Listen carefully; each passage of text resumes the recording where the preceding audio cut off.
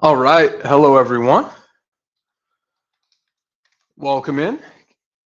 Can y'all hear me on your end? Let me know and we will go ahead and get started. All right.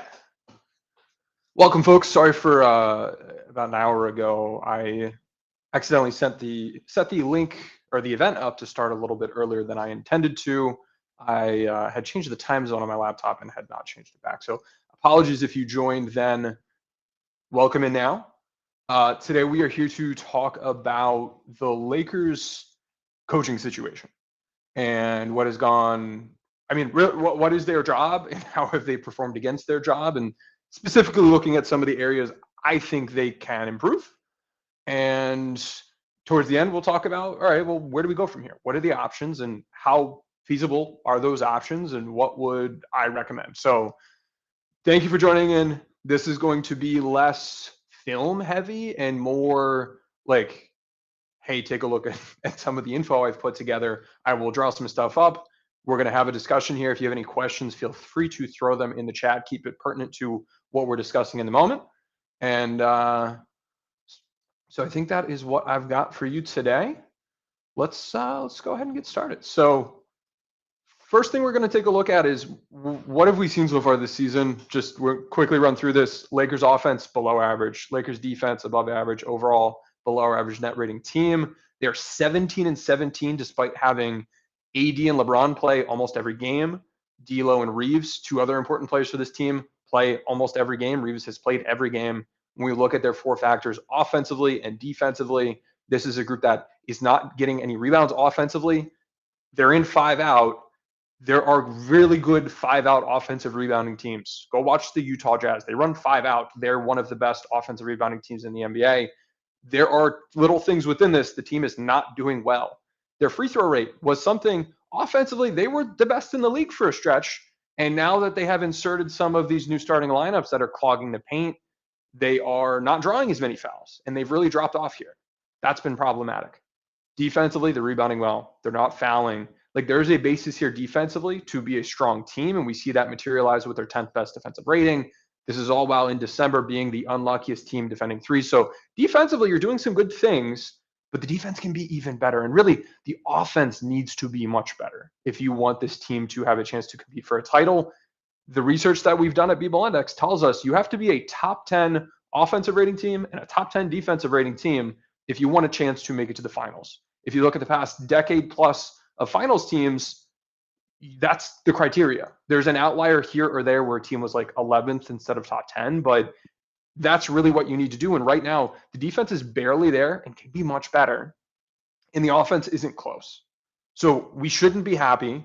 We can look at, there have been other guys injured. This team has had stretches where we've been missing 2, 3, 4, 5 rotation players. And there was a stretch of time where the team, when they were relatively healthy, performed pretty well, especially during that in-season tournament. That has not been the case recently. Some of those excuses have gone away. Some of the process that I liked has changed. And so if you've noticed a shift in tone from me, that's what it's been driven by. While the team was, winning some, losing some, but I saw continued growth and steps forward in a lot of areas. I'm okay with that. It's a long season. You just got to figure it out. We're headed in the right direction. It doesn't look like we're lost. All of a sudden, we look lost. Some of the things where I was like, all right, I'm going to give them a little bit of time to do it. They haven't done. Some of the things they were doing well, they're not doing well anymore. And so today we're going to dig into each of those areas. And here are the major categories that we're going to look at. What is the role of coaching? Head coach and then the rest of the staff. You need to be able to determine the rotations. You've got to set your offensive roles, your playbook, your play calling. Defensively, what are your roles? What's your scheme? The in-game management piece, calling timeouts, all of these things. You've got to set the strategy, but then roll out the strategy. You have to have good leadership, good management, good change management. You're dealing with personalities. You're dealing with high stress. You're dealing with this public arena. You're going to draw a lot of criticism. And to be fair, I wouldn't be surprised if the Lakers coaching staff is just ignoring all of that, because most of the people criticizing them aren't doing it based on anything factual or substantiated or really of substance, is what I'm trying to say. Today, we're going to look at the substance. And, I've got a good set of stuff here together that we're going to dive into that is concerning to me and I think should be concerning to you. So let's start with the rotations. And looking at this team from a rotation standpoint, we can see that, this is what it looks like. This is who's playing when. When LeBron and AD have both played, when they've both been on the court, the Lakers are plus 3.2 net rating. When only LeBron is on, the defense has gotten a little worse, as you'd expect, but the offense has been almost exactly as impactful. This is in non-garbage time minutes, by the way. When AD is the only player on, the offense has gotten substantially worse, and the defense has actually gotten substantially worse. And you've had a negative net rating, -5 net rating, 4.9. And then with neither of the two guys on, which we have rarely seen this season, the Lakers are getting, outscored by 12 points per 100 possessions. So there's, you've had two healthy stars pretty much the whole season, and you're still not winning the AD minutes. And, AD plus LeBron hasn't really been all that much better than just LeBron on his own, which is concerning.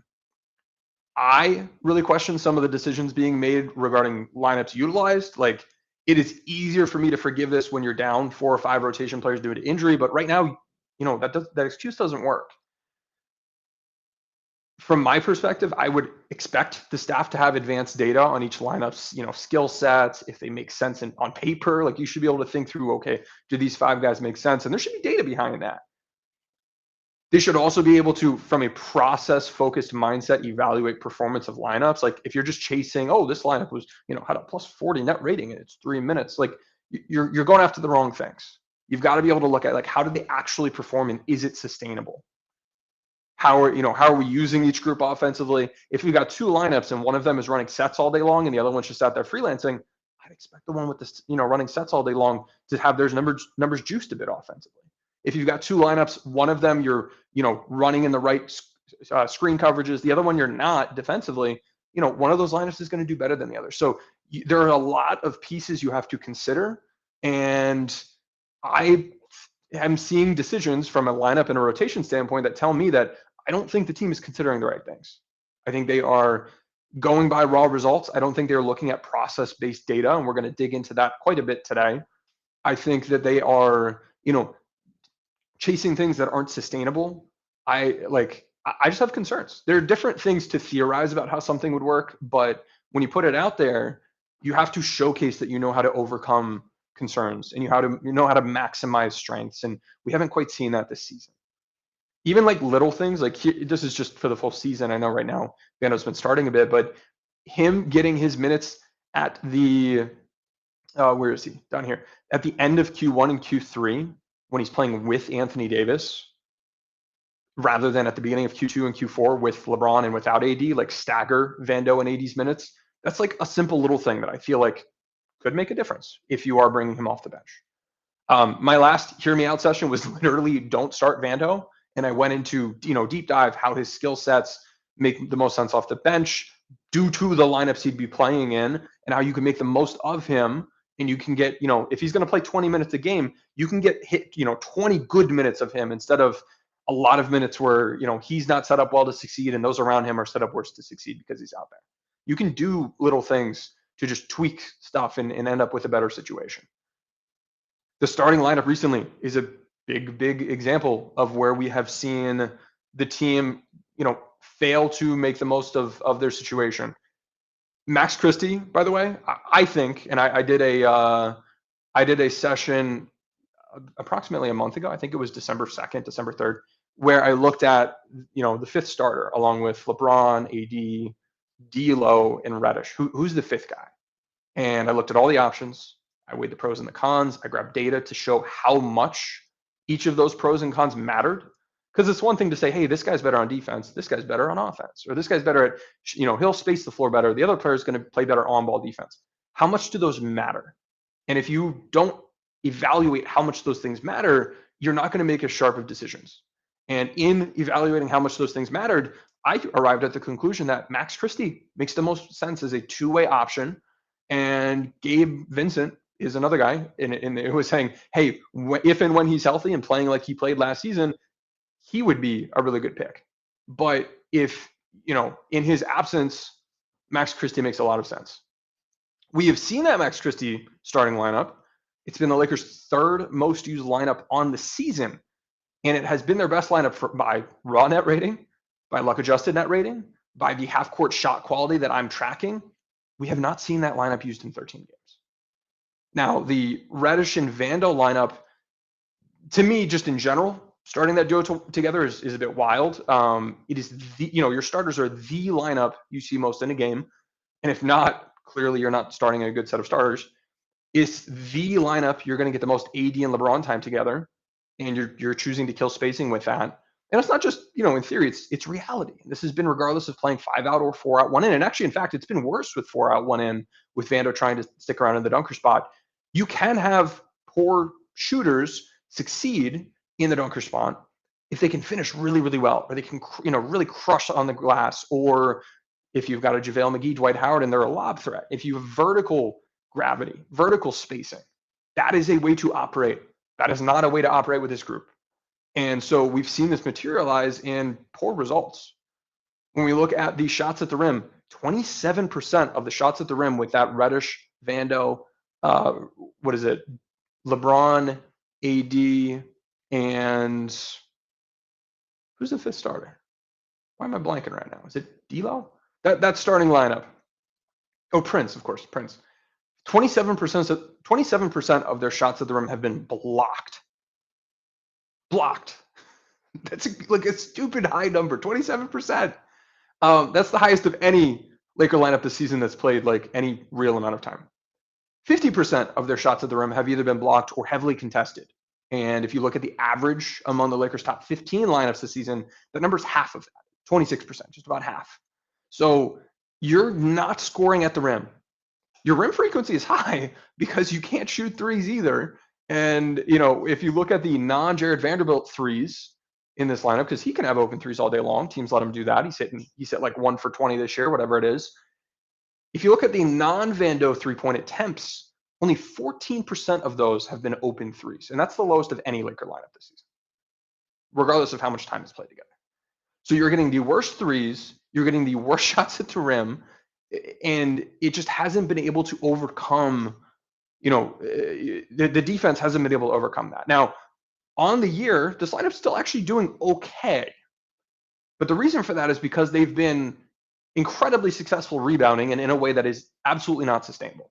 They've gotten an offensive rebound on 41.7% of their own misses. Their defensive rebounding percentage is 9.5. If you look at both of those and compare them with all lineups last season that played 100 or more minutes, they'd rank first by quite a bit. So unless you think this is the best rebounding lineup assembled in the past 2 seasons, it's not going to continue. And even if you sub out those values, you sub in what the first ranked team last season, first ranked lineup last season would have done, the luck adjusted net rating of that starting lineup drops by 10 points. So right now they are struggling offensively. Yes, they've gotten some transition offense from their defense. It has not been enough to overcome your half court offense. And defensively, they've been okay, but there have also been other lineups that have been okay on defense, that maybe they're a little bit worse than that group, but substantially better on offense.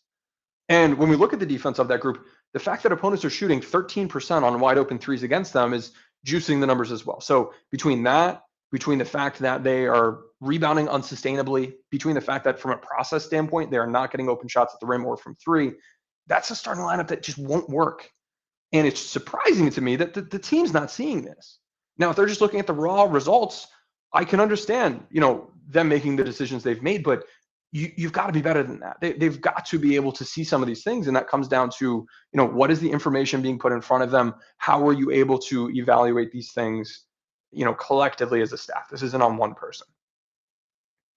And when you put out a starting lineup like that, one that I'd say the average fan would know won't work, imagine how the players feel when the team's struggling and Darvin's like, guys, I've got the solution. I've got the fix. We're going to start this lineup.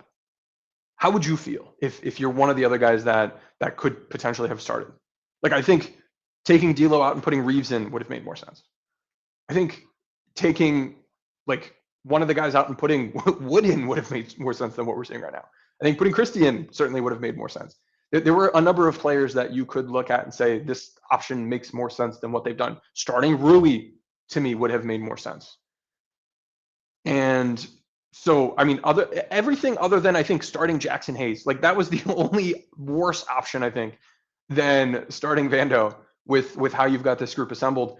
And I think that, hurts the credibility of the coaching staff. And if they quickly pivot, which is the right thing to do from a, are we putting the best team out there standpoint, you undermine yourself as well. Because then it's like, well, we all saw this. What were you like? How did you arrive at this decision? The players may be questioning the decision even more, and maybe some will appreciate that they've pivoted, but you can often see coaches get stuck in a place where they've made a decision, now they need it to work. They're going to be stubborn because they want to win their way.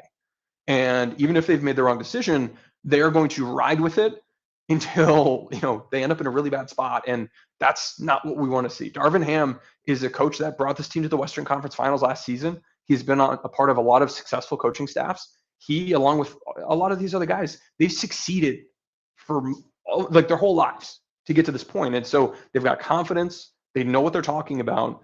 But we're seeing, little cracks here and there where things aren't what you would want to be seeing. Now, from a locker room standpoint, like you can fix the scheme and the rotation errors. You can fix that stuff. I think looking at what I'm going to present today and, hey, here are the handful of things I think are going wrong schematically, the things going wrong tactically, the things with the rotation that can be tweaked. You can fix that. You get the right people in there, or you get the coaches to realize what needs to be changed. You can fix this stuff in like a week and a half. No problem. But if they are losing the locker room, if you are losing your credibility and the trust, you are going to make it harder for yourselves to get the players to commit to whatever that plan is. And that was my bottom bullet point. And you're going to see it again here on the next slide. Get players to buy in on all these things. You can come up with the best schemes, but if the players don't buy in, you're not going to succeed. And so you need to be able to get things right the first time, or maybe the second time. But with this many attempts, yeah, you can undermine yourselves. And hopefully that isn't something that'll sustain. Hopefully we can rebuild that trust. Basic management, basic leadership principles around change management, around decision making, around relationship building. Those are things that, it's kind of this, the good stuff is the good stuff inside or outside of sports. And when I'm hearing things like the fact that the players weren't given much of an explanation on this, and when I hear things like, oh, the coaching staff isn't open to feedback on player roles, when some of the things we're hearing, man, they're not good. They're not good. It makes me worried. And I'm going to avoid specifics, but what I'm hearing is, there's a lack of player and coaching staff and front office alignment in a way that doesn't bode well for future success. So it's not a cooked situation, but they've got to make the right changes soon. So I know we've been looking at the same thing here for a bit. Let's take let's dig into some more of the good stuff. So looking at offensive roles, I really want to quickly bring this up. This was a tweet I put out last season, or I think it was in the off season. When we're trying to quantify how good off-screen actions are, hey, we're going to run a weak side action, a pin down, a flare screen, whatever it is. Why is that useful? Well, it's really useful as an off-ball, weak side, secondary thing because it can occupy potential help defense. If everybody's standing still and LeBron and AD are trying to run a ball screen, the defense can really load up on that screen and really focus on it. If they can't do that because on the other side of the court, there's a stagger or a pin down or a hammer flare or a Detroit flare, those guys now can't, it's a 2v2 action instead of a 2v3 or 2v2 and a half with LeBron and AD on the strong side. And we've seen that last season materialize. When the Lakers ran a set play, even without an off-screen action, LeBron and his 1v1 attacks, post-ups and perimeter isolations was far more effective than when LA was just out there with everybody standing around. When they ran an off-screen action, he was incredibly more effective than when they just ran other plays without an off-screen action. Occupying that help defense matters. This illustrates that Taurean Prince should be the guy to help there, but instead we've seen him utilized as a stationary shooter. And we have four off-ball guard and wing roles at B-ball index. This is based on how you have been used. This isn't necessarily what your skills say you should be used as, though we do have a tool for that, and it says you shouldn't be a stationary shooter. But from a Role standpoint, you've got the three levels: stationary shooters, movement shooters, off-screen shooters. You also have athletic finishers. They're guys that aren't shooting threes. They're off-ball players. That's not a great. Generally, those players aren't high-impact offensive guys. Among the three shooter roles, stationary shooters, they're generally standing still, catching and shooting, putting up easy shots. And when we took a look at all players in some of our B-ball index stats, from a shot quality standpoint, they're getting the easiest shots. They're standing still. They're getting shots up. They're not getting as many threes up and making as many, because if you're only able to shoot at shots when you're standing still, you're going to have fewer opportunities than if somebody can kind of sprint into their shots. That just gives you more opportunities. If a guy whose footwork and balance isn't there and he's sprinting into a shot, he catches the ball, but he's I'm not comfortable with this, you don't get a shot off. And that's why having the balance and the footwork of a movement shooter allows you to get more attempts up. We tend to see those players be higher caliber players, and they have more off-ball gravity. They help the rest of the offense because you have to respect them more. Now, off-screen shooters, they're going to take the hardest shots of any of these guys. They're also ones that are performing the best, and they have the most gravity, and they're able to get up and make the most threes per game, per 75 possessions, whatever you want to look at. You want players to, if you know their career path is off-ball shooter, you want them to progress through this ladder. The best players, the most impactful ones, the Kyle Korvers, the JJ Redicks, those types of guys, those are off-screen shooters. If you think of Steph Curry, if he weren't an on-ball guy, he would code in as an off-screen shooter. Like, he is a shot creator that in the math lines up as an off-screen shooter as well, but the shot creator role just kind of overcomes that. Those are the impactful kinds, because if you need two defenders to guard a pin down or a flare screen, that's so much better for the offense. It's so much better as a weak side action. That gravity that opens up the floor. Now, Taurean Prince in his career, here's how his numbers have looked used in the three different roles. He's, made the most threes as an off-screen guy because you're running plays for him. He's got the skill set to be able to put those shots up. He has the most gravity in that role. Obviously, he's going to get worse shots, but he shot quite well in those situations. And on this season, he shot 50% on his movement threes. Last season, he shot 42% on his movement threes. This guy's good at these things. Use him more in that. Even if you just upped him to a movement shooter role, don't just have him standing still offensively. Like, build in more weak side motion in your offense, even if it's not necessarily with a screen. And you're going to get more shots up. You're going to make more shots. You're going to take away more help defense. This is the good stuff that we want to be seeing. So this is just one example. Taurean Prince, stationary shooter, not a very good idea. Let me take a look at the chat really quickly here. So what do I think of the argument that spamming those defensive players lets the Lakers get into transition more? In theory, yeah, it probably does. But the thing is, how often are you in transition? Like, when we look at the diet of teams attacking, it's always going to be 70% plus in half court. Even for the lineups that are super disruptive, you're going to be in the half court for most of your plays. And I would there is a world where a lineup is slightly worse in their half court offense, but they're so much better defensively that it's worth it, or they're so much better able to get into transition that it's worth it. We haven't seen that. And we could look at the results. That has not been the case. So in theory, okay, yeah, I'm open to that, but it has not matched reality whatsoever. And the half court offense is such a big part of what you do. And it's still been such a big part of what those Vando and Reddish lineups have needed to do. And they've been so bad in those that it's just not the way I want to spend the lineup that LeBron and AD are spending most of their time in. That's not what I want to see.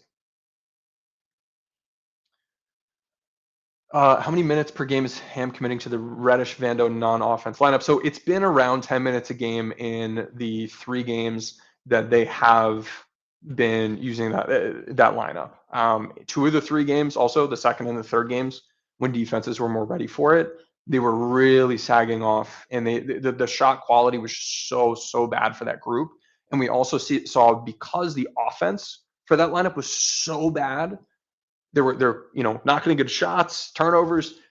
The transition defense for the Lakers was strongly compromised, and that lineup was giving up so many more defensive points in transition than any other Laker lineup, just because their offense was so bad. Like, offense and defense work together. When you play good offense and you score, you can get back in transition defense. When you get stops, you can spark your transition offense. So if you're really bad in any of those areas, you've got a problem. Let's look at some other player role things. Here's Jackson Hayes' offensive deployment. This purple line down here is his roles per 75 possessions on court. We've got cuts and dump offs. It was pretty stable, and then this year's down. His putbacks have been down. And again, yeah, Lakers are in 5 out a bit. You can still crash. You can still be an impactful offensive rebounding player. And don't trust me? Go look up the offensive rebounding numbers. Go see what players are playing in 5 out and how well they're able to do what they do. This doesn't need to be that bad. His dump offs and cuts being down, that's concerning. His rolls are a little bit up from what they were last season, but below the other 3 seasons of his career. Overall, we just see the steady trend line down for him. And when Jackson Hayes is on court offensively, but he's not doing any of the stuff you'd want him to do, there's no point. There's no point in him being out there. He's not going to be impactful offensively, and he's been one of the least impactful offensive players in the NBA because he's not doing the things he's good at. He hasn't been this bad from an impact standpoint in previous seasons because he did stuff he's good at more. So I'm not trying to say, oh man, this guy should start or he should play 20 minutes a game or he should even be in the rotation every night. But we have to acknowledge this is an example of a player who the Lakers brought in knowing what he's good at and what he's bad at, and they haven't leaned into strengths. And that's been a trend with Prince, with Hayes. Let's look at Max Christie. This is game by game he's played this season and how many scoring possessions he's had as a spot up player. So off ball, not running off a screen, catching and shooting or catching and driving either to the rim or for a pull up. And then also the combined pick and roll ball handler and handoff scoring possessions. This is something that his usage for much of the season was almost 50-50 in these areas. And that's bananas. That is ridiculous. And I made a lot of angry tweets about it somewhat recently. I posted my tweets. We've now seen 12 spot up scoring possessions and only 1 pick and roll or handoff scoring possession. I don't know if I impacted this, but I want to show you that the numbers today are better than they were a couple days ago because a couple days ago it was nearly 50-50. The past 2 games, he has very much been an off-ball player, and that's really good to see. Now, he's not going to, shoot lights out every single game, but he's been a really bad pick and roll handoff guy, and he shouldn't need to be used in those areas. But as an off-ball player, he scored 1.2 points per possession as a spot-up player. He's shooting 40% on spot-up threes. And in his career, if you account for preseason, regular season, just trying to build the sample up, just because he hasn't played a whole lot in his career, he's been like a 36, 37% spot-up shooter. And in a good lineup, like the starting lineup, he's going to get some good looks, and he's going to put them down. So it's good to see recently. This has gotten better, but on the season, not good. And this is, he should not be used as a secondary ball handler. That is not a role I want Max Christie in right now. A year from now, maybe 2 years from now, sure. Right now, no. So those were a couple examples, Christie, Hayes, and Prince, of just offensive roles that I don't think made a ton of sense. When we look at the offensive playbook, and I've got a couple concepts drawn up here on the screen, there are gaps. When you build a playbook, and this is one of my favorite things to do for myself in coaching or consulting with coaches. I've done this high school, college, professionally, overseas, in the US. I did it once for a 2K Pro-Am team. I've done it for some buddies who had rec teams. Like putting together playbooks is a blast for me. And as you're putting playbooks together, one of the first thing I want to know is, what is your personnel? What sorts of actions would you like to get into? Generally, pick and rolls are going to be a big part of what you run. And understanding that, the next question is, it's always for me, the next question is always, what is the breakdown of coverages teams run in your league? If you're in a league where teams are hedging all the time, that's really important to know. If you're in a league like the NBA where teams are switching very often as the primary coverage, that's good to know. I'm sorry, not switching, drop. That's good to know. If you're in a league where switching is the thing, that's good to know, because you need to tailor your playbook to what you're seeing. If you try to put a square peg in a round hole, it's not going to go well. And if you can go into the season knowing we're mostly going to see square holes, you want to have the square pegs ready, right? You want to bring the right tools in the toolkit to do the job. And you know what the job's going to be heading into the season, heading into the league. And so you want to build a playbook that has the right answers. And I think the Lakers have some good answers for attacking hedging, hard hedging and soft hedging and blitzing. I think they have some answers for attacking switching. I'd love to see that diversified I'm not going to spend a ton of time today talking about that. What I am going to talk to you about today, and what I have drawn up here, is the absence of drop coverage beating concepts. Specific plays that attack the most common pick and roll coverage in the most common NBA action that the Lakers run at the 8th highest level in the NBA. This is something they do all the time. This is a defense they face all the time. And yet the Lakers playbook has none of the, well, I won't say none. I've compiled a cheat sheet with some help, best practicing, benchmarking, looking at how do teams attack switching? How do they attack drop? How do they attack hard hedging, soft hedging, under coverage, ice coverage, all the different things, switching. And I've got cheat sheets. If you want to, here are your drop beaters. Here's a dozen things you use to beat drop. The only drop beaters the Lakers have run with any level of frequency are pull-up threes, which isn't, that's basic stuff. That's not really even running a play. that's within the play, taking what the defense gives you. And they've been 20th in three-point attempt rate for pick and roll ball handler plays, 19th in three-point attempt rate per game off ball screen. So they don't do it often, but pull-up threes from ball handlers. The other thing is pops, which the Lakers are, let's see here, 27th in the NBA in the percentage of their roll man shots that are threes, and they've shot 26% on them. They're not doing that frequently. So they're not even popping much. They're below average in terms of pick and roll ball handler pull-ups, but then they're like not even using some of the other stuff. And it's really frustrating. They don't run any of this frequently. And it's so impactful because you face this kind of defense all the time. So I want to focus today and just talk through a couple concepts that the Lakers had in their playbook last year. And this year, we've actually seen some of these a few times, but nowhere near enough. So for example, veer. Veer is the name of a concept that I've tweeted about, I've done videos about. It's drawn up on the left side of the screen here out of double drag. So you've got the two, I try to do just the one tab for each of these. So it's a little crowded, but you've got your two ball screens. And then assuming there's drop coverage, Five's defender is going to be down here. He's going to be looking to defend the rim. He's not going to follow Five to then set this down screen for the corner shooter. This screen right here by Five after the ball screen, so while one's defender and Five's defender are engaged with the ball handler, and he's just buying time, he's probing, Five's able to run over, set a down screen for the corner shooter. And then you kick it out, and you've got, you're likely going to get a good shot there because you've got a 2-on-1 situation. If the defense goes under, you fade off it. That's veer. Double drag veer was something the Lakers ran last year. This season, they've run it only like 3-4 times. And the expected points per possession on those actions has been 1.12. That's very good. Very good. That's, would be top half court offense in the NBA level good.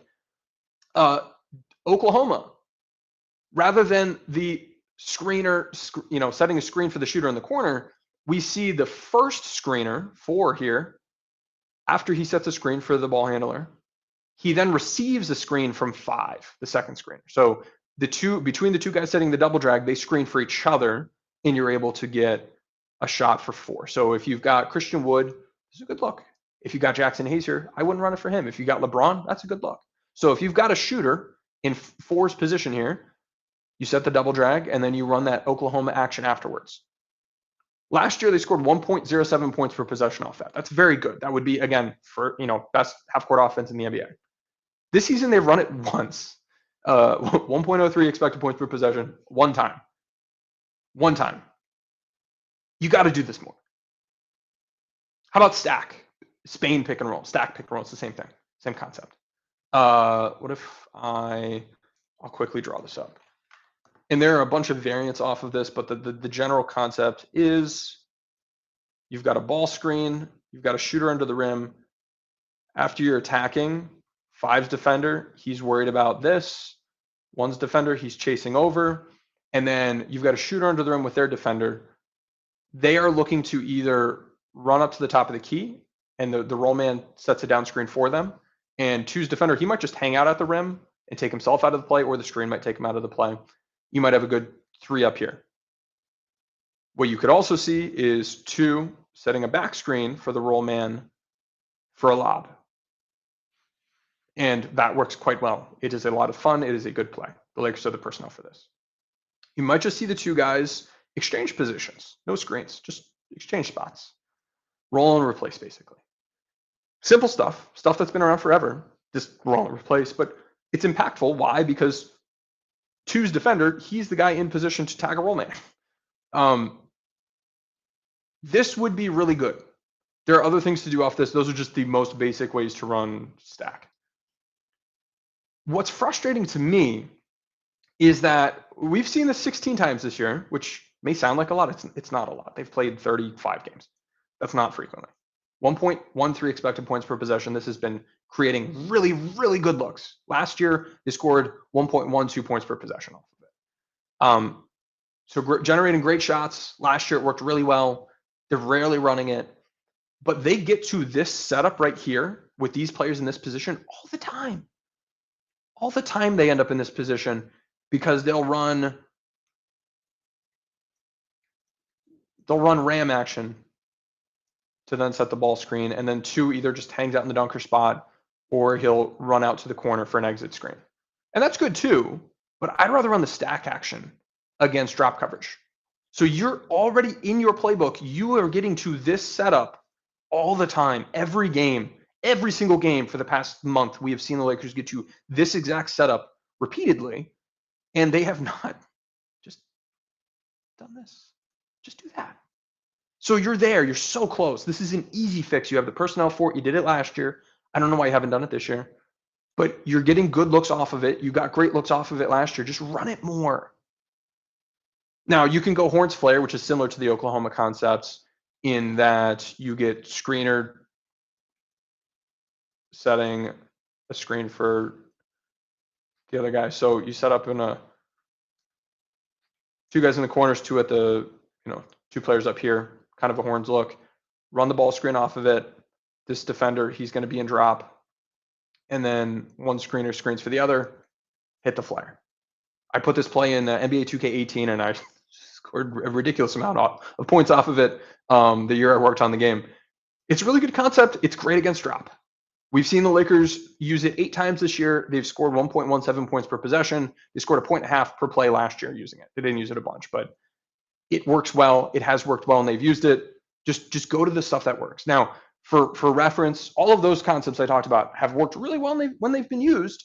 The Lakers' half-court expected points per possession this year overall has been 0.99, lower than all of these.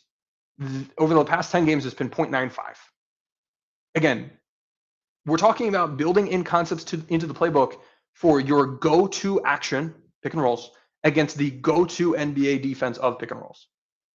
This is incredibly impactful. The Lakers are 19th in pick and roll efficiency right now. This matters a bunch. This has to be better. So that's my note on the playbook. Let's talk about the play calling, because that's the other key piece of this. Here on the screen, on the far right, you see the percentage of plays each game the Lakers have played this season where in their half-court offense, they are either running a set play or they are running a help beater. When I say help beater, what do I mean? Maybe not everyone has been paying attention to me tweeting about these incessantly for the past couple of years or haven't seen me explain it, but if the Lakers get a post up and the defense decide if the Lakers get a post up, if AD gets a post up and the defense lets him go 1v1, AD is a really, really good post player and the Lakers are going to score more often than not. So what teams do is they're going to send help. Maybe they'll double team from here. Maybe they'll double team from here. Maybe they will, especially if this is set out a little bit further. Let's put AD over. Let's put AD out here on the ball. Sometimes we will see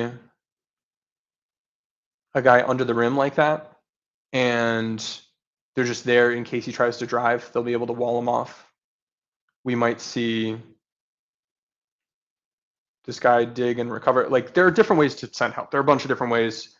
I can post the link later. I did an analysis of this 3 seasons ago. It was when Vogel was coaching the team. I looked at every post up that AD had on the season and every other post player had on the season. If the defense sent help, how effective the Lakers were, whether help was sent or not. And then when help was sent, how often did the Lakers try to counter? And how often did the Lakers try to counter correctly? Because there are different ways to counter based on the different types of defense. If the defense is sending this guy over, where's our advantage? He's covered up, here's covered up, but we've got a 2v1 on the weak side. So we might just be able to cut right behind it and flash to the rim. We might cut this guy and then lift this guy. We're just really trying to put pressure on that defender. We might set a hammer flare screen. There are different things you can do. If the help is coming from the strong side, we can cut down the strong side, or we can space out further. And you're taking a further out three, but it's going to be a more open three. You can cut this guy to take this defender with him, and now the next closest defender is all the way over here. So you're going to get a good shot. If we see the defense bump this player over to take away that immediate pass out, which is how I recommend the Lakers defend Nikola Jokic and the Nuggets based on having logged all of this, where's our advantage? It's not on the strong side. It's again on the weak side. And so off of that, maybe you cut the middle guy, and one of these two defenders is going to have to go with them. And then the other guy is defending really far. So help beaters can take different forms. What we saw a couple games ago that looked really cool, I think this was against OKC, was we saw baseline help. So it was often Cam Reddish flashing from the baseline. AD would feed him. These guys would kind of like take a look. And then we saw LeBron, sprinting down the middle of the court and getting the ball for easy looks. So again, there are different ways this can look, but that is the idea of a help beater. It is organized, choreographed offense, but you're not necessarily calling a play. It is read and react basketball, but it is organized, choreographed basketball. And so for me, that counts. They run a set play, that counts. If the Lakers just are out there playing pickup basketball offense, that does not count. So this over here on the far right, this is the percentage of the half-court offensive possessions where the Lakers were organized. The goal I set was I want to be at 50% or higher. And if you look at on the right side of the screen, the games where the numbers bold, those are the ones above 50. First handful of games of the season, not all that high. That makes sense. And then the Lakers game 8, 9, 10, 11, 12, 13, 14, and 15. All of those 8 games in a row above 50%. Game 16, a little bit below. Who cares? Game 17, almost there. Okay. 18, Philly. Whoa, that was really bad. But then 19 against Detroit, right back.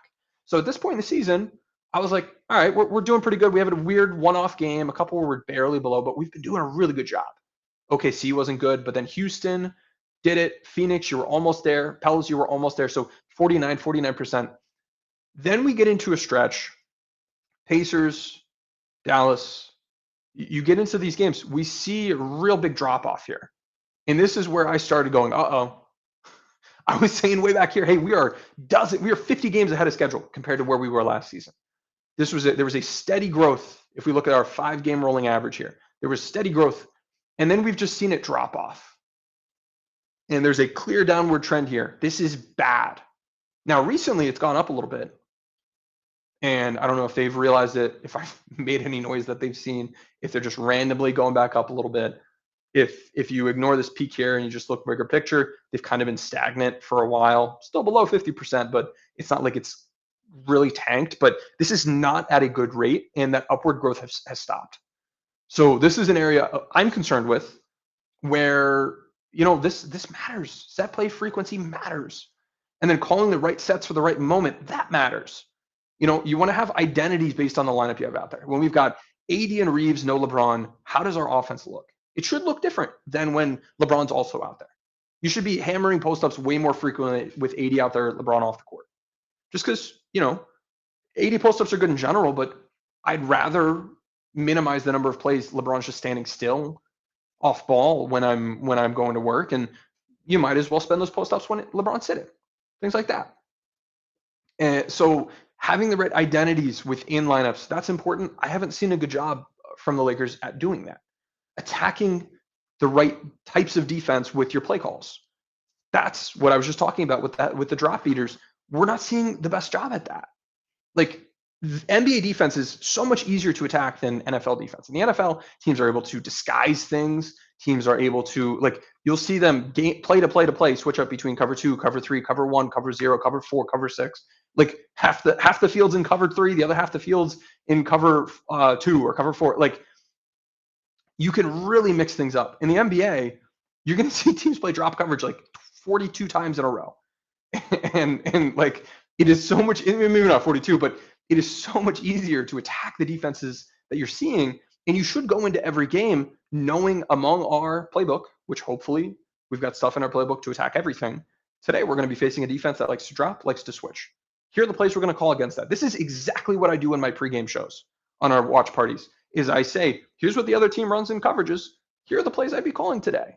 Here's what we need to keep an eye out for. And when I'm in sync with the team, they use those plays and it works well on high frequency. When I'm not in sync with the team and they only run those plays a couple times, they usually still work, but not at a good frequency.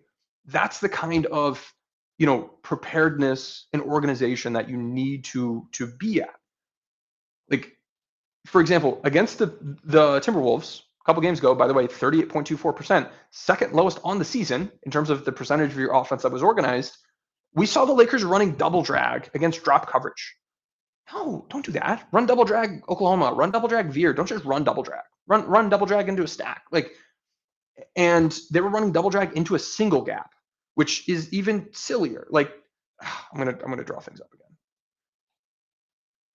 because this really frustrated me. If you saw me tweet out the half court offense against Minnesota was antagonizing or whatever I said, this is what I mean by that. They were running double drag like this instead of double drag like this. When you run it this way, you've got all this space here. When you're running it this way, you've got no space. And if you're facing a hedging defense and this defender's going to step up, that's fine. We don't really need the space. We want the space over here. But you can't expect to succeed running double drag against drop coverage into the sideline like this. It didn't make any sense. And they did this several times in a row. So this is like, I am not seeing NBA caliber play calling, and that is really concerning to me. Also, when it comes to play calling, this is just one example of several I can make, but it's my favorite play sequencing is the Lakers have plays in the playbook that are counters for each other. They play off of each other. I've drawn this up a couple times. If you haven't seen this on one of my pregame shows or during the game at halftime when I'm drawing stuff up, the Lakers have a couple plays that they do a pretty good job with. This used to be a 4-out 1-in play. It looked like this. Now they've made the drastic change and just moved this player over here to start. Doesn't really matter now. It's a 5-out play. Set this rip diagonal back screen for a post up, and then you clear out. Or sometimes there's a pin down or a stagger or something. But this is effectively what the play is. And when defenses are guarding this, if they get caught up in the screen, that's a problem. You might get a layup. If they are behind AD trailing around it, you might get a layup. Or you might get a deep seal and good inside position for a really good shot at the rim. What defenses may do to try to counter this is go underneath the screen to meet AD at the block. That is a good way to shut this play down. When the Lakers see teams doing that, or earlier in the season when the Lakers saw teams doing that, here's what they'd do. They would run their wedge empty play. Same setup, same exact thing, but instead of AD running to the block, he's going to go somewhere else. And we see his defender anticipating he's running to the block, go to meet him. And instead of that, AD would set a ball screen. And so now we've got a ball screen with a defender who's way out of position. And you are going to create so many good scoring opportunities, driving middle into this nice big gap. And then AD's got this great empty roll lane here. Again, the defender's way out of position. You might have a pull-up three. You might have a wide open midi. You might have a lob. It's great offense. That's why these two plays together work so well. On the season, looking game by game, you can see here's how many times the Lakers have called each of these plays. In the games where they've called both of them, we have seen the rip punch play, that post up for AD, be so much more incredibly effective because the defense can't cheat on it. Now, they haven't really used the wedge empty play in games where they haven't run the rip punch. But when they have run both of them, they've been so much better than when they just run the one alone. This is why having counters is important. Defenses can guard you and take away certain plays, but in order to do so, they're making themselves vulnerable elsewhere. When you sequence plays to take advantage of this and you run counters, you can kick butt. Let's look over here. Over the past, let's see, 1, 2, 3, 4, 5, 6, 7, 9 games, In 6 of them, the Lakers have run that rip punch play. In only one game have they actually run wedge empty. They have stopped running the play. They have stopped sequencing. They have stopped calling counters. And this is really frustrating to me. This is simple play calling basketball.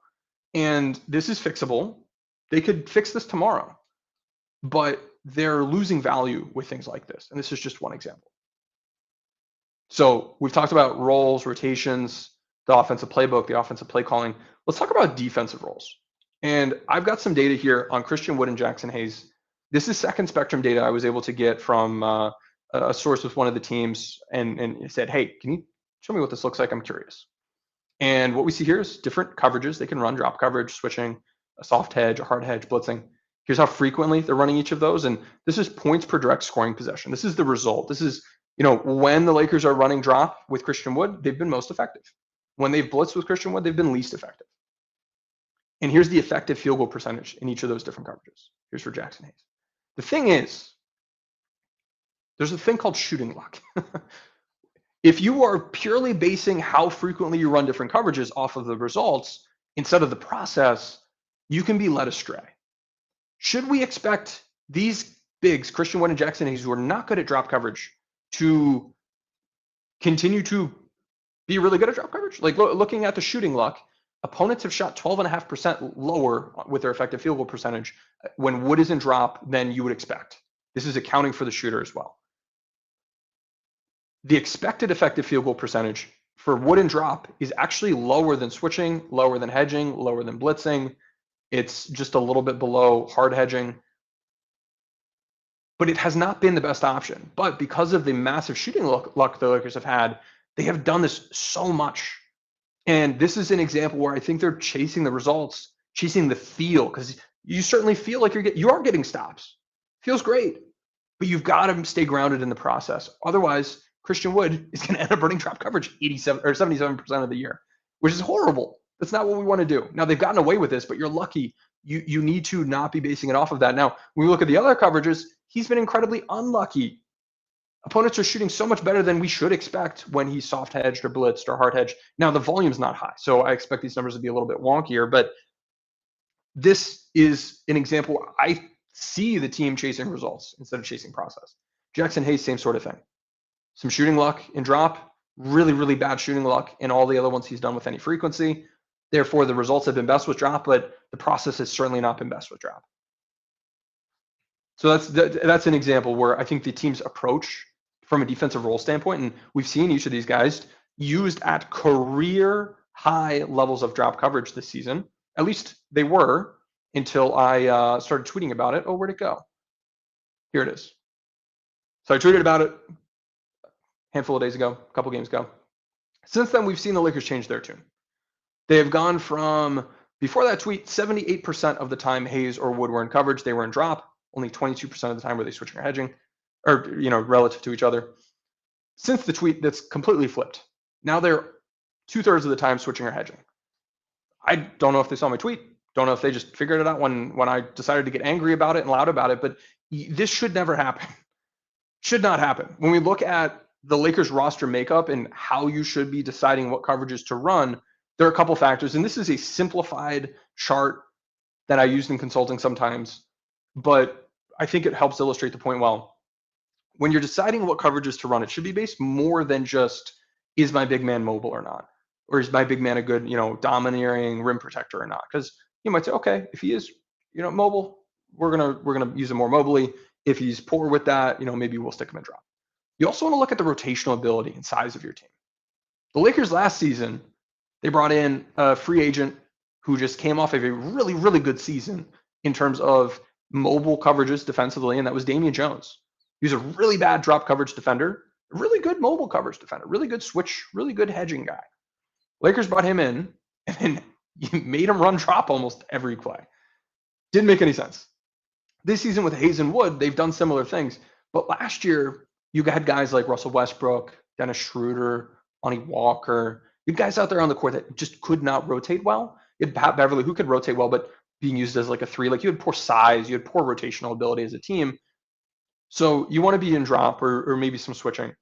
When you can rotate well, that opens up the world of hedging. the world of blitzing. And the Lakers this year, they have good mobility of their bigs.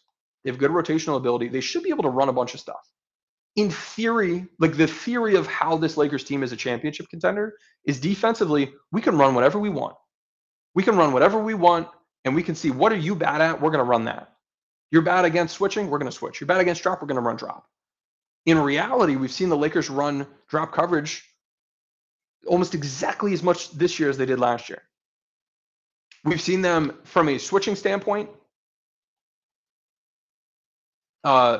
switch 20% of the time. This is the Lakers at a team level. That would rank 26th last season, full year.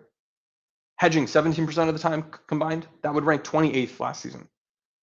The Lakers are leaning so heavily into drop, and it doesn't make any sense. And I mean, even where Darvin Ham came from with the Bucks, they were the top-ranked coverage versatility team his last year with the team, when apparently he was running the defense. So that gave me hope that we would see a really good mix. And that was not the case. Now, the Bucks used to be a really heavy drop coverage team. Before Ham's last season, they were 18th in coverage versatility the year prior to being first, and 23rd the year before that, and 13th the year before that. So it wasn't horrendous, but it wasn't as good as first. And seeing the Lakers not lean into, like, you've got poor point of attack defense. If you've got good defense, good screen navigation specifically, you need that for drop coverage. If you've got poor screen navigation, you're not going to do well in drop. If you've got poor, like, domineering drop coverage technique and size in Christian Wood and Jackson Hayes, they don't have the goods for drop coverage. Drop is the worst way you can run this Lakers defense, unless you've got AD out there and then you've got your best screen navigator on ball. And that is an area that Jared Vanderbilt has, he's a really good on ball defender. He's not been a good screen navigator. D'Lo, Reeves, like, they're not elite at this. Now, Dennis Schroeder was really good at this, but Dennis Schroeder doesn't fit into the hedge and switch and blitz setup that the rest of the Lakers roster is built for. So you've got mobile bigs. You don't have great domineering bigs for drop other than AD. You've got good rotational ability and relative size. Do what you're good at. And we're now seeing the Lakers lean a little bit more on that, but for way too much of the season, they weren't. And I don't understand how that can happen. Also, with the defensive scheme, we've seen the Lakers from a man versus zone standpoint. They've run a ton of zone defense, and in general, zone defense is not as good as man defense in the NBA, and I mean, I would argue at the college level as well. And the Lakers have leaned on it quite a bit. And what really frustrated me was, for a long time this season, we saw the Lakers just kind of line up like this, and then just everybody would kind of stand still in their little boxes. And it was like the team had never run zone or practice zone or been taught how to run a zone before. When you are in a zone defense and the ball's here, and we've got a guy here, and we've got a guy here, and actually, you know what, maybe the ball's here. And we'll stick 5 over here. If the ball's here, you're lined up decently. On a swing, and then a quick swing, if this guy steps up, we can't allow 3 to just be open. And we've seen this shot just be wide open because this guy here in the back corner just stays on his man and does his job. You've got to be able to rotate. And so when the ball is swung quickly, you want to see this guy in the corner step up until this player gets there and bumps him back. So you're there until you're bumped back. And until you're bumped back, this guy rotates over and this guy rotates down. And it's good, just general rotational defense. Zone defense should be like man in that you're helping each other. It doesn't need to be like 1, 2, 3, 4, 5 every moment of every possession. It should morph. At some points, if someone's just looking at it, maybe they won't be able to tell it's a 2-3. It might look like a 1-3-1 or a 3-2 or man-to-man because you are rotating. And for about 20 games this season, this basic defensive rotation, which, again, it's not anything hard. It is literally just get up there to make sure there's no open shot and then recover. This right here was missing for about 20 games. I looked at the film. I did an hour-long film review where we looked at the Lakers' zone defense and every possession that they had run of it, beginning of the season, and then most recently against the Knicks at the time. Once they finally got that in, it was much better. It's still not as good as where it needs to be for you to be running it fifth most in the NBA, but this is now a viable option to throw out occasionally out of a timeout to throw off another team in the play they just drew up. I don't think you should run it for 20 plays in a row. I don't think you should run it for 10 plays in a row. But you can throw it in as a changeup that you go to 10, or not 10%. That's way too much. But every now and then for a couple possessions here or there. But the fact the Lakers were able to run it as much as they did and not see and fix this problem really concerns me. Now, during this time, I don't know how many practices they had, but they were installing other plays, they were tweaking other things. It's not like they didn't make any progress schematically. They just didn't see this. It was an oversight, and that's concerning to me. So this is an example where just, another example where like, how does this happen? Where are the internal processes? Where is our self-scouting? Where is our film room session saying, oh, this worked or this didn't work? That's concerning to me, that the fact that LA was able to go that long without making a fix. The Lakers are also giving up a lot of open threes. This is a chart from a tool that Gabriel Guzman has put together. He's doing some cool work for us over at B-Ball Index. We'll have some neat shot charts up soon, but this is another cool thing he's built where he's able to generate these charts pretty quickly. And when we look at defensively, wide open threes conceded, both the attempts per game, 22.5 for the Lakers. That's the most of any team. The percentage, 41.4%, that's actually pretty high. Lakers have been a little unlucky here, but even though this might regress, this volume is still really high. That's not just going to suddenly disappear. Here's the same stuff for open threes and tightly contested threes. The Lakers are giving up way too many open threes a game. And yes, they've been unlucky in their three-point percentage against on open threes, especially in the month of December. But the volume itself is concerning. It should be concerning to you. Now, in their man-to-man half-court defense, they're only 1% above average in terms of the three-point attempt rate against them. Only 1%. Now they're ninth, but they're among a big cluster of teams. They're really not that far off. They're like more like over here, not way over here. Now in zone, they're actually only 21st in three-point attempt rate conceded. Threes as a percentage of the shots. But because zone gives up so many more threes in general, the overall percentage of the Lakers half-court defense that are threes is really high because they run so much zone. They're giving up so many more threes, and they're giving up more open threes. Now, when we look at the percentage of threes that are open in their man versus their zone, the zone is giving up more open threes. So they give up more threes in general. They're giving up more open threes, and the Lakers run zone fifth most in the NBA.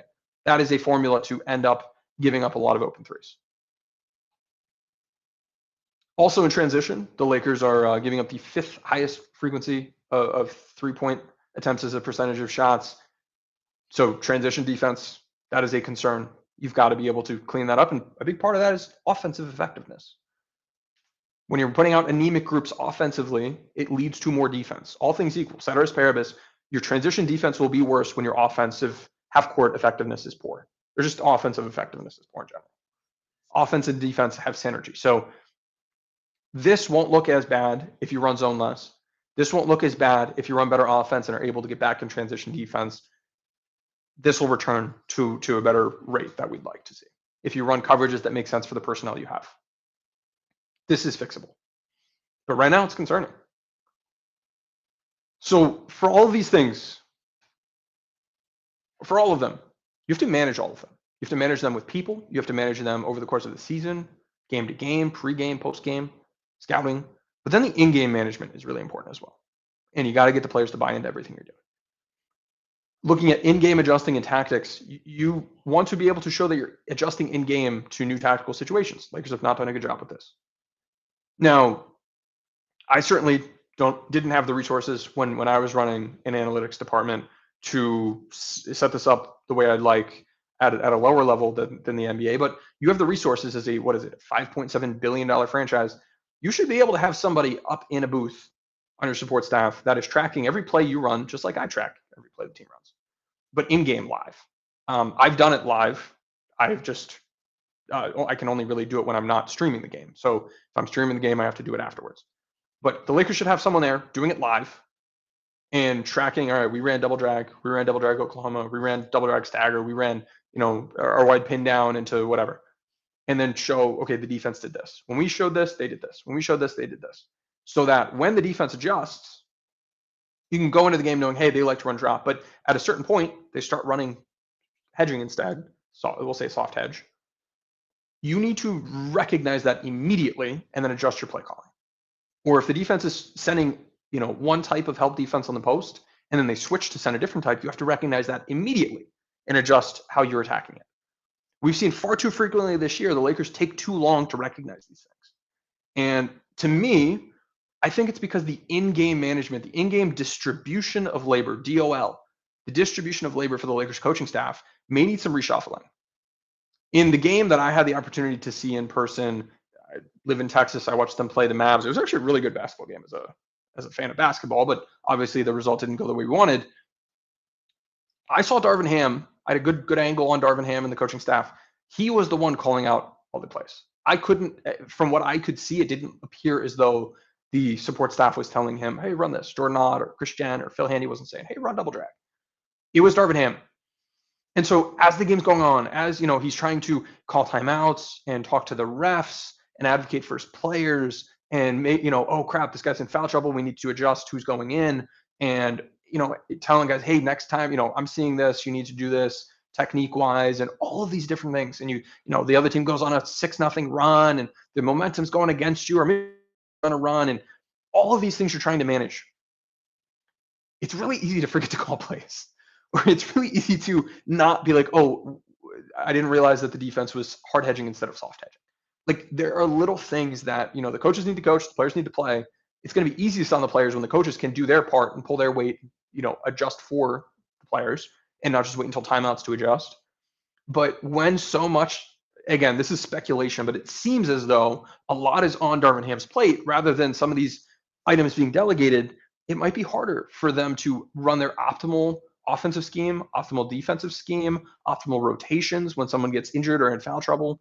I think some of the worst rotations we've seen for the Lakers this year is when something happens in game where they can't just go according to script. Now, of course, it's going to be worse. It shouldn't have to be horrendous. We shouldn't have to see, Wood, AD, Hayes lineups. We shouldn't have to see like tiny lineups. Like you've got to be able to have somebody that's on the bench and is able to think through and reshuffle how things are looking and make it look viable. And so I think some delegation could improve a lot of these different elements within the game, and tracking things and having real info and hard data to then communicate down to the bench and tell them, hey, when we go to this look, this is how they're defending it. We should call this counter. That is the way that you are sharp and able to make the most of your scoring opportunities, make the most of your defense. And, you can go off the feel, but there are pros and cons. I mean, I think there are cons compared to if you can track things and communicate well, you should be faster and you should be better. So I clearly see room for improvement. When we're doing playback game streams and like I'm ahead of the team by like half a quarter to a half with some adjustments, like it tells you, Tim's not the smartest guy in the world. The Lakers are just, they need to improve their internal structure and systems so that they're able to be more aware and make adjustments more correctly, more quickly. Because often they're making the right adjustment. It's just the speed at which they're doing it. If you let the other team have the tactical high ground for an extra quarter, that's bad for you. So you got to minimize the point leakage. You got to make the right adjustment. Now, sometimes they're not making the right adjustment, and that's also not good, but usually they're making the right play. It's just that they're taking too long, and this would help improve with that. Now, thinking bigger picture, looking at the different fixes available, like what could we do? We could look to fire Ham, and I'm talking about right now. I'm not talking about at the end of the season. We could fire Ham. We could look to fire some assistants. We could look to bring people in. We could just try to keep everyone in their roles and try to drive some accountability. Now, what would those different things look like? Now, if you're going to fire Ham, you got to consider that bringing someone in mid-year is tough. We're almost, not quite, but close to halfway into the season. Most likely, whoever you bring in is going to have to work within the existing framework of the offensive scheme. They're probably not going to install a new playbook all of a sudden. You don't have a bunch of practices to work on things. It's going to be improvements potentially in play calling and defensive scheme from a coverage deployment standpoint. Maybe some role things, you can install some plays here and there, but it is probably mostly going to be fine tuning the execution of the structure you've already built.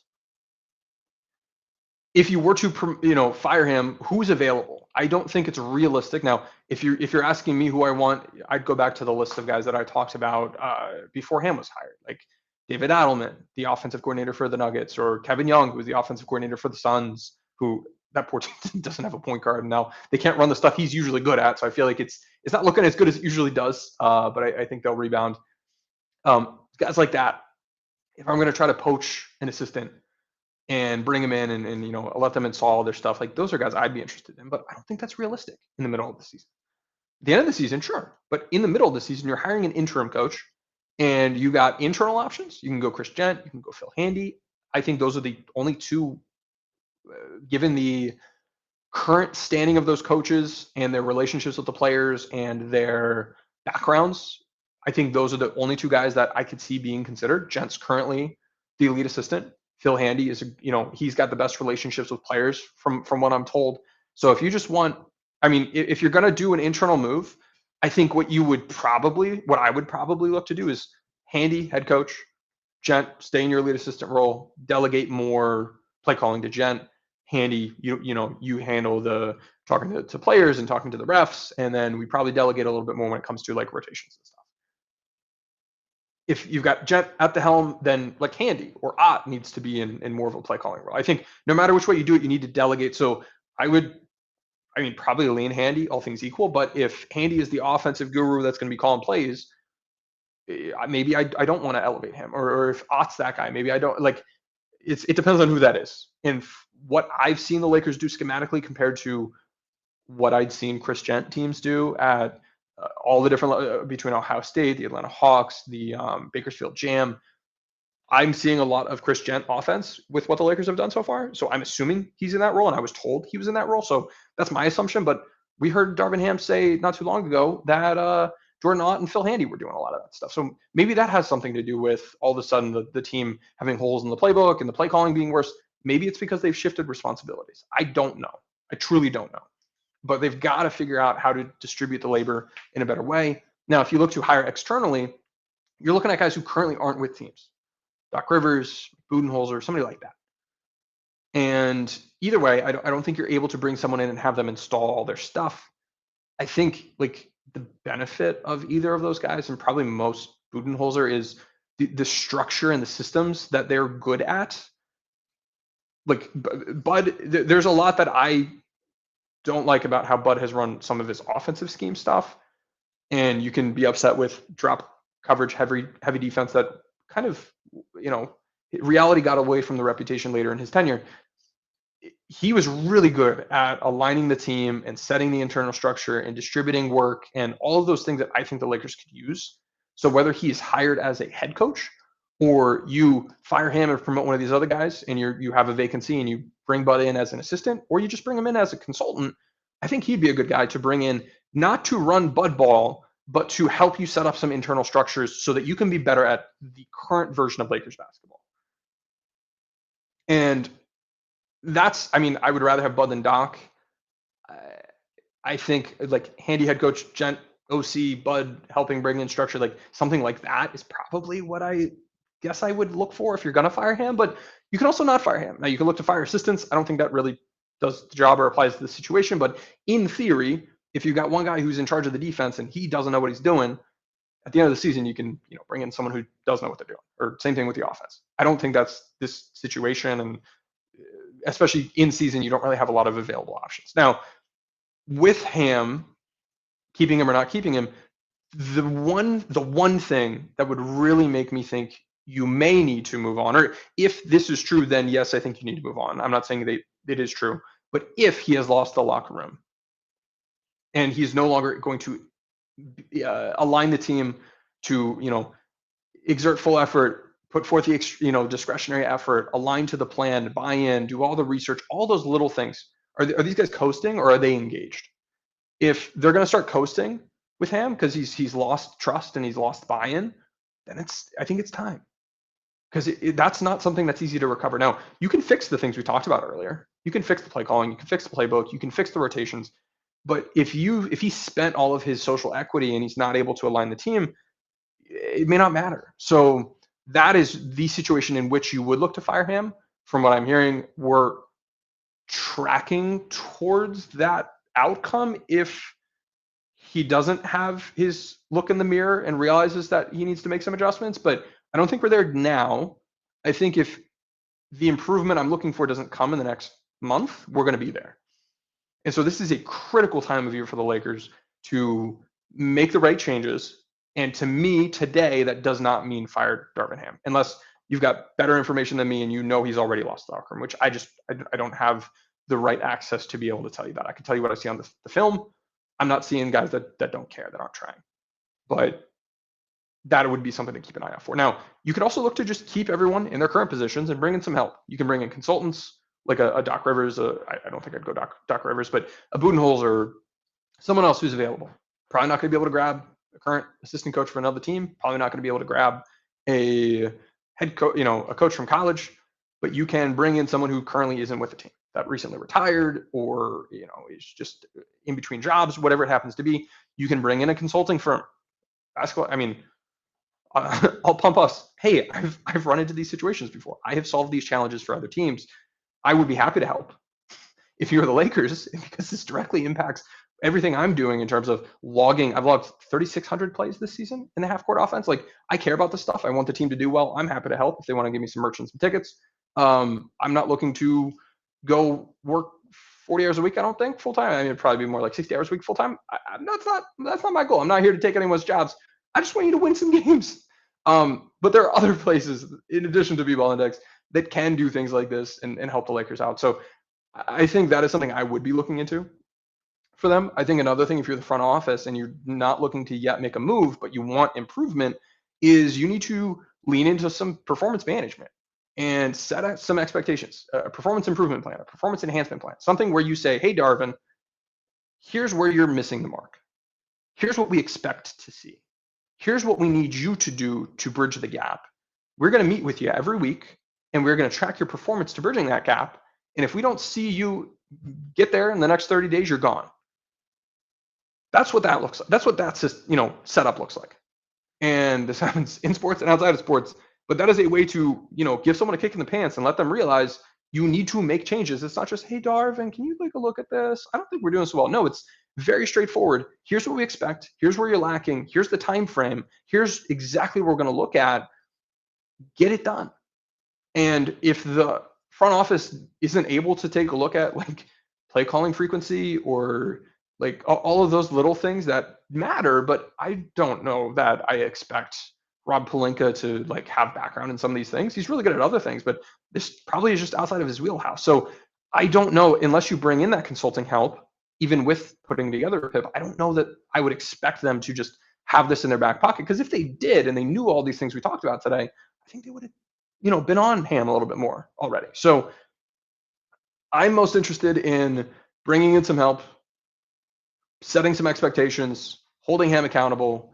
If he's lost the locker room and or isn't able to perform and make the growth, and he's too stubborn or he's not willing to listen, you need to make a quick move, because this team is vastly underperforming the roster talent it has right now.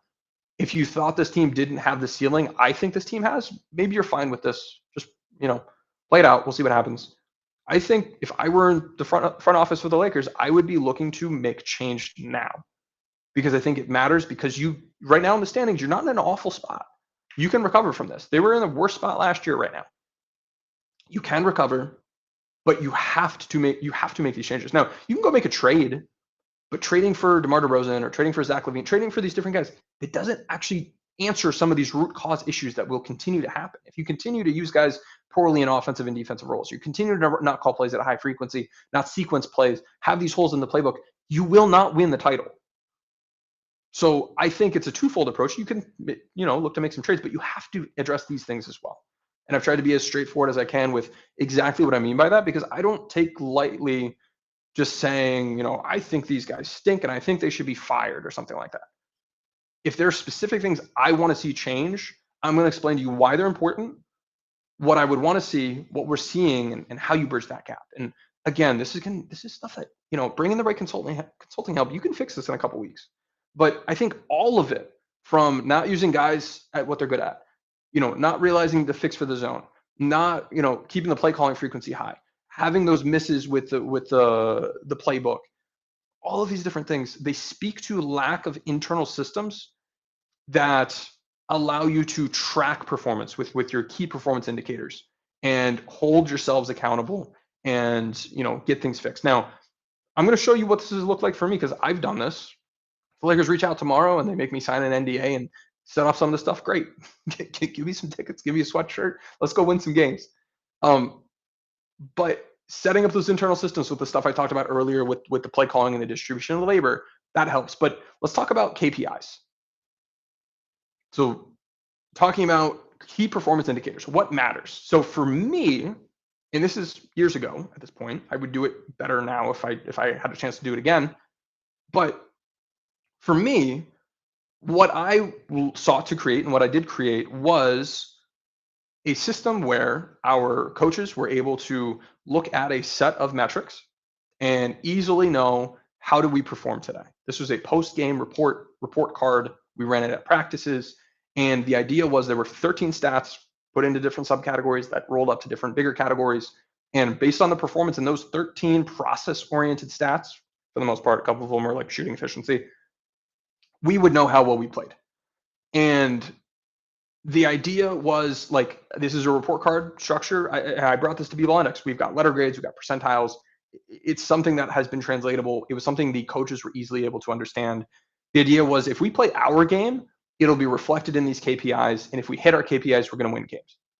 This was a way to stay grounded every game based on how well we played and how well we played our brand of basketball. If we were slipping in a key area, like let's say our play calling frequency, which wasn't part of my report card, but would be part of our Lakers report card, we would immediately know that. We would immediately have awareness and be able to implement the fixes.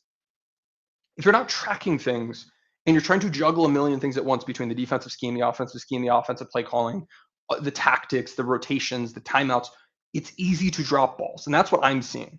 So if you're able to put together something that tracks each of these key things and it's automated or you've got support staff running it, you can be more proactive about monitoring when things go wrong and know as soon as something goes wrong and then fix it. Just like I talked about earlier with having guys, tracking the coverages and the plays run and immediately knowing when the defense or the opposing team switches their approach. Each thing is, as much as possible, you want stuff to be directly actionable. So coaches can look at, hey, we're low in this. That means we need to change something. And here's exactly what we need to change. That's what I did with this. And this is something that should work with sports. This should work outside of sports. When you have a C-suite of executives for a company coming together and they say, how well are we doing today? They've got metrics. They look at what matters to them and they're able to show, hey, we're green, we're yellow, we're red, we've got an A or a D or a C or an F. And that's what I did with this. There were never coaches reading through spreadsheets. It was look at the report card. They were bought in on what everything meant. Everything was directly actionable. The few results-based things like shot making were called out. So we knew, hey, we did great on our process, but the results, the shot making wasn't good. We could still feel pretty good about today. Let's dig into what it was. So offensively, this was 45% of the overall grade. There were two major categories. Transition offense, which was a focus for our team. This is at the college level. We wanted a certain percentage of our offense to be from transition. We tracked player behavior when it came to crashing versus crashing the defensive boards versus getting out in transition. And then on the other end of the court, crashing the offensive boards versus getting back in transition defense. We tracked all of that and we knew exactly what we wanted. It was based on research I had done and then I peer reviewed with NBA research. And we were able to optimize our strategy during the off season and then in season set our goals and then perform to it. So our fast break percentage, this was the opportunity piece of things. And then the transition offensive win rate. So what are the percentage of transition possessions where a good thing happened? Those are the two factors that factored into the transition one. We knew we wanted to run often and make good decisions in our transition situations. If we're not getting out in fast breaks enough, we knew what we needed to change to make that happen. Shooting was the next thing. Now, shot making is going to be part of it. And that's not something you can control as much. Some days you just don't shoot well. But we wanted to, in the half court, get to good shots and then hit them. And so we were looking at shot quality based on how you were getting to shots and where the shots were. And at the NBA level, you certainly have the data to be able to do this really well. So we looked at for shot making, I looked at something that looked at threes, twos, and free throws, and I thought did a better job than true shooting percentage or effective field goal percentage. I was able to get the staff to align to it. And so we went with that approach. So this was our offense. It was pretty simple. This isn't a million things. Now, there were other things I tracked and looked at that helped, hey, when we're doing poorly somewhere, our shot quality was poor. Why? And we look at, here are the sets we ran. Here's how frequently those sets get to different good looks or poor looks or turnovers. Here's what we needed to change. But at a high level, these were the major things. Defensively, we wanted to be disruptive. We wanted to contest every shot possible. We wanted to have deflections. And so we tracked those things. We looked at the percentage of shots a player was defending on ball that they put a hand up and contested. If your hand's down, you didn't do your job. And this is something I think the Lakers could use a hand with. I'm not going to call out specific players, but you know who they are. We also had an effort chart at every practice and for games at a player level that looked at deflections, steals, blocks, charges, diving for loose balls, things like that. And that was the disruption piece of what we wanted to do. Now, transition defense, we want to make our opponents have to score on us in our set defense. So we had something called the retreat index, which is when a shot goes up, how many guys are getting back in transition. We don't want everybody back because then you're punting offensive rebounding. We knew exactly how many we wanted crashing, how many we wanted getting back, and how many we wanted in a middle zone to get longer rebounds. And we tracked it every play. We also looked at our transition defensive win rate. So that's a bit of the execution piece. And then rebounding, box out percentage, which is something I've done for the Lakers for a series of games this year. Not every game. I don't have the time for that. I'm doing this stuff for fun, guys. And then our defensive crashing index. So we want to hold opponents to one scoring chance, be disruptive, make them play in the set defense. And this worked pretty well. Now, the other set of things, we had turnovers, free throws. From a turnover standpoint, I came up with a stat called ETOP, which was our estimated turnover points gained or lost. This looked at live and dead ball turnovers and accounted not just for the lost value of a possession, which is always there, but for a live ball turnover, the added expected value for your next offensive possession. And I looked at both teams and how well they did with their turnovers. And then we're able to come up with, hey, for this game, we were plus 3 points or minus 2 points. Sometimes you have fewer turnovers, but all of yours were live ball turnovers and you truly fared worse. So looking at the turnover battle that way and then turnover percentage. And then for free throws, we didn't just look at like free throw rate. We looked at, are we getting to these types of shots that drive a high free throw rate? That's what we focused on. We focused on the process. How frequently are we getting shots around the rim or from post ups? Because we know those two things resulted in free throws. So we focused on process, and that's what we did for that. Here's an example report card from a real game. And you see for offense, we were at a C+, defense a B+. For turnovers and free throws, we were at an A. So overall, we were at a B. This was good. It wasn't a great game, but we knew, transition offense did great. Our shooting, not as good. Shot quality, shot making, not where we wanted it to be. Defensively, rebounding was our big issue. It was still decent, but it wasn't as high as the others. We did a great job with turnovers and free throws. And so a lot of the work that you do is in the off season, and you benchmark. What is a good level? How do we set A, B, C, D? How do we set those things? It comes down to how good do you, like, what is good? How do we define green, yellow, red? How do we define letter grades? And benchmarking against, hey, we want to be a top X team in the conference. Let's go log and see what the top teams in the conference at, creating deflections did, or at defensive rebounding did from a box out standpoint, things like that. So you have to put in some real work, but then you can have the info to then hold yourselves accountable realistically. If you look at like Dean Oliver's 4 factors of basketball, you got, shooting, turnovers, rebounding, free throws. I showed you some of this, one of our first slides with our, 4 factors. And here's the percentage breakdown. He thinks that they contribute to the game. Here's kind of the breakdown of our 13 stats and the relative frequency, relative weightings of those different things. No one metric dictated our success. It was about the collective performance, but you saw certain things like our shot quality, our shot making, our turnover, winning the turnover battle, things like that. That tended to matter a little bit more. But at the end of the day, like, we were able to be really effective on a day in, day out basis of immediately the coaching staff knowing what they needed to coach to and fix immediately. So how did I implement this? In the off season, I sat down with the coaching staff. I built up a proposal. I showed them examples of, hey, this is what it could look like. Here's what you would be getting. I collected their feedback. I answered their questions. I addressed their concerns. We then with them, and I didn't do this alone, but I led the effort and then had my team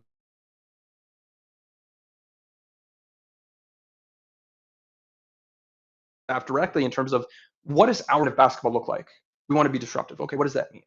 Deflections, things like that. Okay, how many? We'll go figure out. We want to be top three. What do we think? And then we go do the work and figure out what that means. What does top five in deflections in the conference look like? Things like that. So at the end of the day, you would have measures that align with the coaching staff's philosophy. It was what they, sleep, drank, ate, lived, and they were able to buy into it. And we were able to track these things so well. Now, some of it we were able to automate, other things required some grunt work. And I stepped on to take some of that and trained others on how to do so as well. And, using percentages, letter grades, color coding, things like that. So coaches never needed to read a spreadsheet. It should, in 60 seconds, you can look through the first page, the report card, say, oh, crap, we didn't do a good job defensive rebounding. Go to the second page. Here's the player level of it. This player didn't do well with the defense, with their boxing out. We immediately know what the issue was, and that is very directly coachable. So that sort of setup made it so it wasn't, here's a bunch of math. It was, here's what you care about, translated in a way that you can understand, and then you could do something with. If any of those factors aren't there, you're not going to be an effective analytics staff. And I, zooming out, bigger picture, I set up dashboards. We tracked trends over time. We looked at in-conference play, out-of-conference play, things like that. We had a bi-weekly meeting where we'd review, and there was zero shot that we would stink in an area we cared about and not be aware of it and not be able to do something about it. And that's where I'm seeing the Lakers miss the mark. There are things they should care about that very clearly matter that they are realizing way too late. They were good at something and then they slipped for 2 weeks and then they then figured it out. That shouldn't happen. You lose games that way. So we did this. We tracked this at scrimmages, at practices. We, early in the year, created familiarity with the process for players, with the coaches. We were able to kind of fine tune some things and really define what everything looked like so the tracking was consistent and accurate. And I mean, we aligned the full staff, we aligned the coaches, the players, and it usually wasn't, here players, here's a report card. It was the coaches get the report card. They don't have to look at a spreadsheet, and then they're able to take what's in that and then just directly coach to it. So they don't come to a player saying, hey, you got a D- in this. They'd say, hey, you didn't box out today. And we tracked it and we know. And so that we had a bunch of success with. And these things that we tracked directly improved. Things like boxing out, that's an effort thing. When you track it, players get better. So this is the kind of stuff I'm talking about. In terms of how well it worked, we had a 0.85 correlation between our overall performance grade and our margin of victory. If you just looked at what our expected margin of victory was, it got it right 87% of the time. And in the other 13% of games, we knew, hey, we should have won, but we lost, or we should have lost, but we won, whatever it happened to be. And we were able to stay grounded that way. I think an easy thing to fall into a trap of is, man, we won, we did a great job. But in reality, you didn't do a great job. You just happened to win the shot making battle. So we were able to stay grounded and keep getting better every day. You enjoy the wins no matter what, but that doesn't mean that practice the next day you ignore the things that you should be paying attention to. We also had the supporting tracking that wasn't part of the post-game reports, but was helpful in a season-long way, like evaluating something in the playbook by shot quality generated, if they were being used correctly based on what the defense was in. We were able to lean on our better stuff as a result of that and just continuously cleanse the playbook. And of course, I collected feedback from the staff in season at the end of the year, helped drive enhancements for the next year. Now, in terms of things I would look to improve on, like looking at the organized offense as a percentage of total offense, like we talked about with the Lakers, that's an easy one. Percentage of sets that are run that fit the coverages, that's an easy one. For the offensive rebounding crashing index, that's one I probably should have added. Defensively, getting opponent shot quality, probably a good one to add. Execution of defensive rotations, you're going to have to log some film. Just because you can't automate something doesn't mean you shouldn't look at it. And this is one of several examples here where, yeah, you're going to be better if you track it, but you just got to have someone go track it. From a free throw standpoint, I looked at just offensively, are we getting to the situations that generate free throw trips? But defensively, I probably should have added that as well. Now, for any of this, you want to tailor it to your team's priorities and keep it simple. If you got 20 things, 25 things on here, you can't focus on all those things. At the end of the day, we had it broken down to 1, 2, 3, 4, 5, 6, 7 things. And really easily, all right, shooting was poor. What did we do wrong? Did we just shoot poorly or did we have poor shot quality? Go to second page. I know the answer. Stuff like that. And keeping it simple, tailoring it to the team, like getting out in transition shouldn't be part of every team that does this. It's just what mattered to us. And we knew it mattered and we figured out exactly how much it mattered so we could weigh it properly. But that's the kind of stuff that, it just takes a little bit of work. And keep in mind, I was like 19 years old when I did this. So I would do it a little bit better now, but the Lakers can certainly do this. And let me see, do I have anything else I want to mention? Like, this is a $5.9 billion franchise. Like, you can just pay a couple people, train them up. You can get this done. You can take care of this. This is not challenging. I mean, if we're thinking real crazy, you can have a team of people overseas be doing this. So that is, or I mean, just or a team of people with a horrible sleep schedule. But ideally, when your coaches wake up in the morning, this is all done, and they've got a report. And instead of them having to wait until the afternoon to know the answers, like, or stay up super late to know the answers, you can train people to do this for you. For the Lakers, I mean, some of the things I talked about. We should be able to know, like, hey, we ran double drag Oklahoma. Did we run it against drop? That's good. Did we run double drag into a single gap against drop? That's bad. Did we run double drag against a single gap versus a hedge? That's good. Like, there's got to be some nuance to it. You have to be able to connect the data with the scheme. And I think that's really where you get a lot of the value. But at this point, I'm rambling a little bit. This is what I've got.